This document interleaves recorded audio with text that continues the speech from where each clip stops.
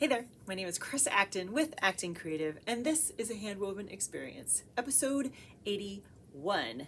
And in this episode, we're going to kick off the new year by talking about the Pantone color of the year, which is, drumroll please, brrr, very Peri. Yep, it's purple, my friends. Now, purple could be kind of a tricky color to work with, but this one, it's a lovely dark purple with kind of a little bit of gray included and a nice bluish undertone, a real rich, lovely purple. I really like it. And while my cone isn't exactly very Peri, it's pretty darn close.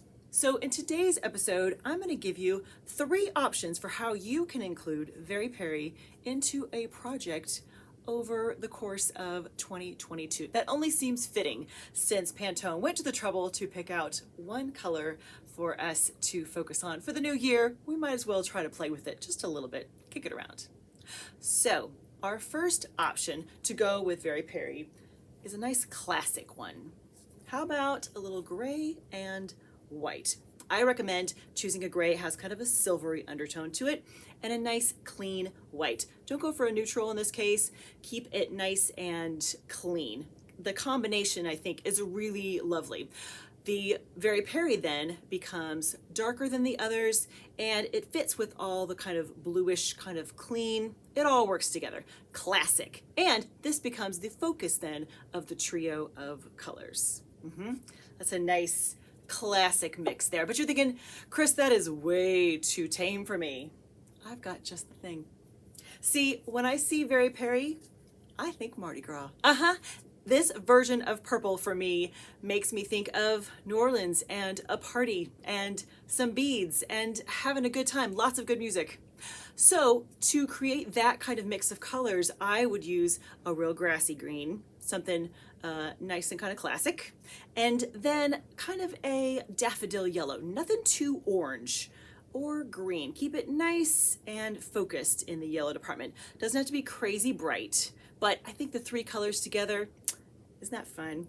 It just makes you want to give a little jiggle or something. You don't want that, but that's what it makes me think of. A little dancing, a little party. The last combination is a little something different. What about mixing in some browns?